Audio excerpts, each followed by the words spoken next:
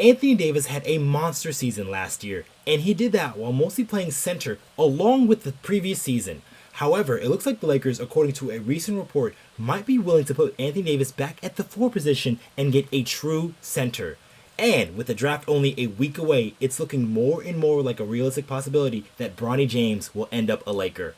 What's good, y'all, and welcome to another Lakers Digest video. I'm your host, Okechi Apakama, and before we get into everything we have for you for today's video, guys, I want to bring your attention to something. There is 78% of you guys who recently watched our videos who are not subscribed to the channel just yet, and if you guys want more of that Laker coverage, with the draft only a week away, guys, you guys want to come subscribed right here to Lakers Digest so you guys do not miss any of those updates. Now, with that out of the way, guys, let's hop straight into the topics we have for you today, as Lakers want a true center next to AD.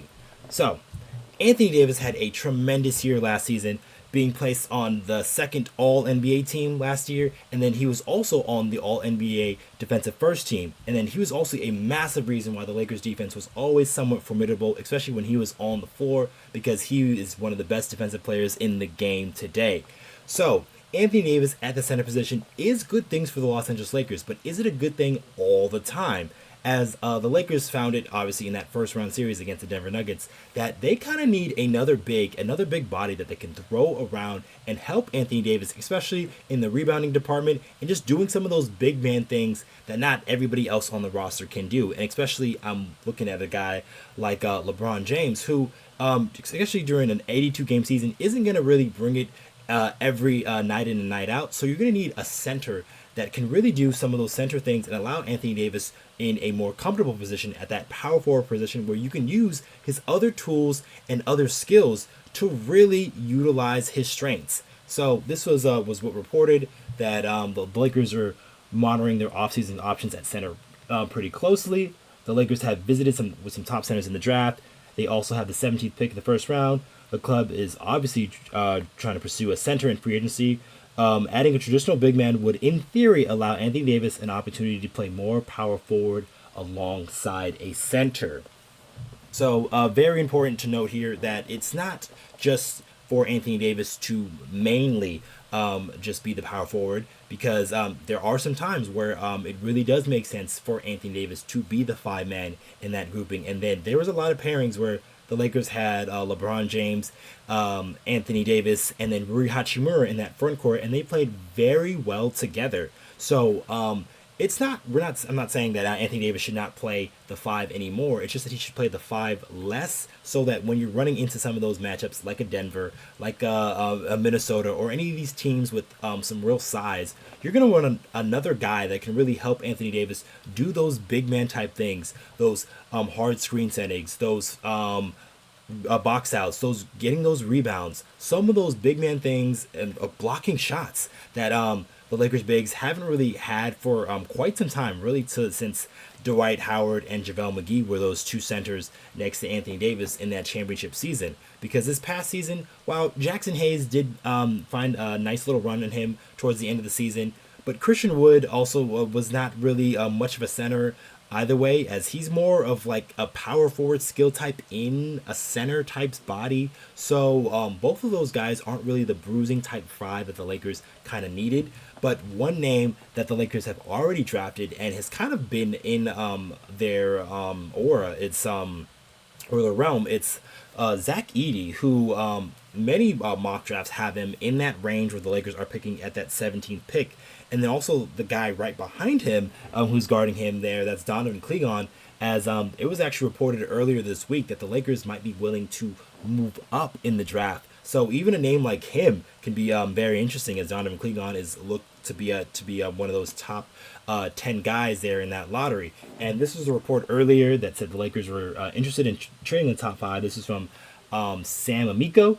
And then he said one league source told Hoopswire last week that he envisions the Lakers and the Heat are making strong plays at the top 5 top 5 pick. Also, the Memphis Grizzlies holding the 9 overall pick could be a team's among moving down. Some feel like in this draft there won't be much of a huge difference, upside difference between 9 and the 20 selections. So that is very important to note here.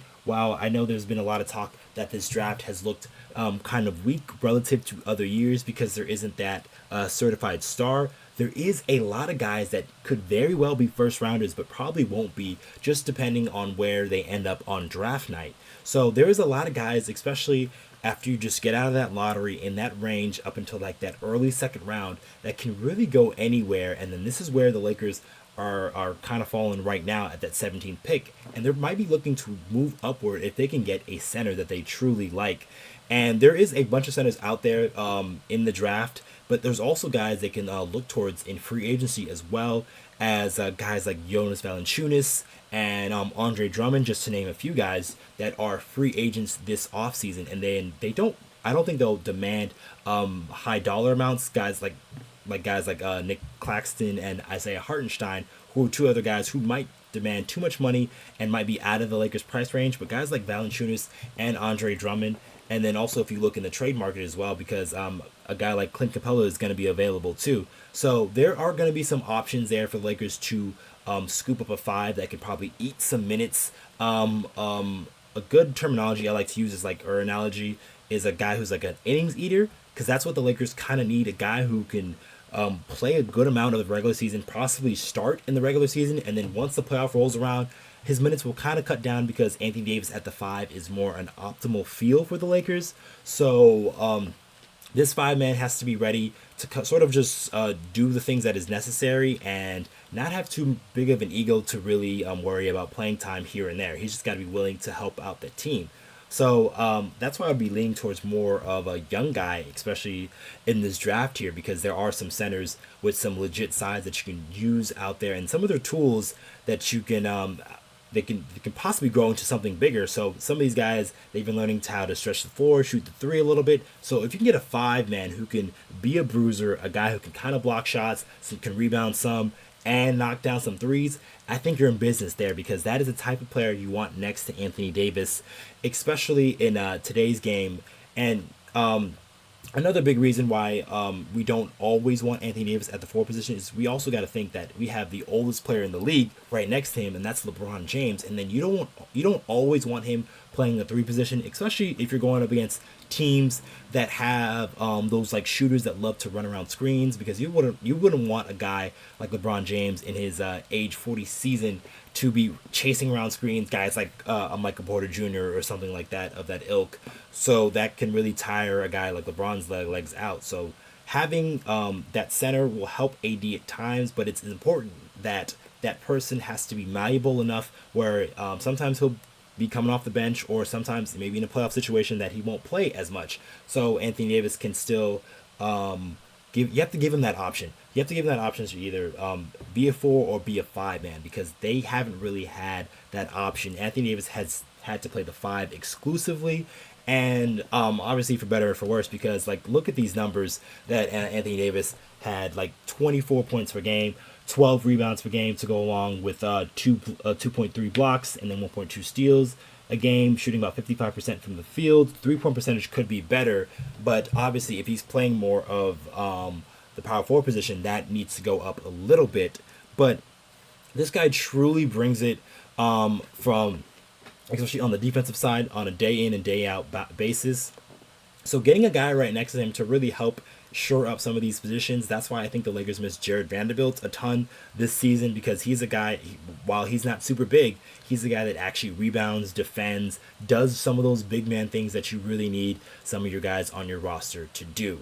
But that kind of leads me into my next topic here, and Bronny James is icing out other teams. So, like I said earlier, the draft is only a week away, and it's starting to look how some of these guys are maybe getting guarantees from certain teams and stuff like that. And this possibly could be happening right now with Bronny James.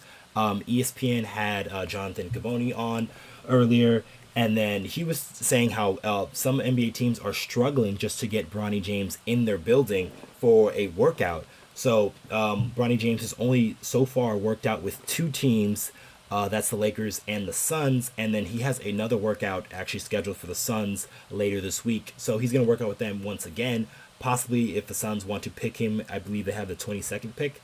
They can pick him there. If not, the Suns could buy a second round pick if they truly wanted to pick up Bronny James, but I really don't see that happening. This to me almost seems like a foregone conclusion that Bronny James is going to end up a Los Angeles Lakers.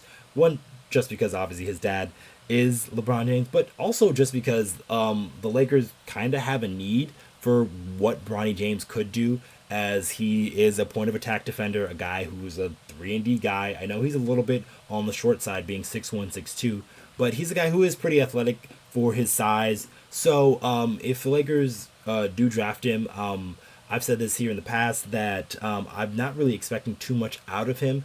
And if he comes and contributes, great. If not, you can stick him in the G League, and then maybe he'll go grow, develop there, and get better. And there's really no harm, no foul there, especially if he's a good teammate and doesn't really mess up the team chemistry in any other way, which I don't think he will do, just because I just haven't gotten that feel from a guy like Bronny James. He doesn't seem like a guy that has a big ego on his shoulders. He just seems like a guy who just wants to come in, do the work, and do his job. And that's all you can ask for a guy who's probably going to end up being a second rounder. Just a guy to come in, do his job, and if he plays well enough to get some minutes, sure, give him the minutes. If not, then there's going to be a bunch of guys ahead of him on the roster that already are going to be looking for more playing time. Guys like Max Christie, guys like Hood Schifino, even guys like Maxwell Lewis. Those guys who played a lot in the G League for the Lakers last season are definitely going to be ahead of Bronny James, especially in that rotation.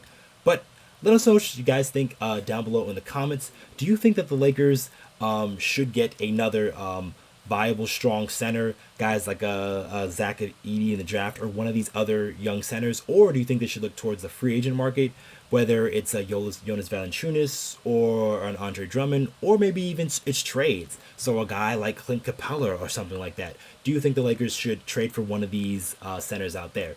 Let us know what you guys think in the comments down below. And then also about Bronny James too. Do you think the Lakers picking him, do you think that would make a big difference? Or do you think the Lakers shouldn't do this at all? But let us know what you guys think down below. I have been your host, Okechi Apakama, and I'll catch you guys on the next one.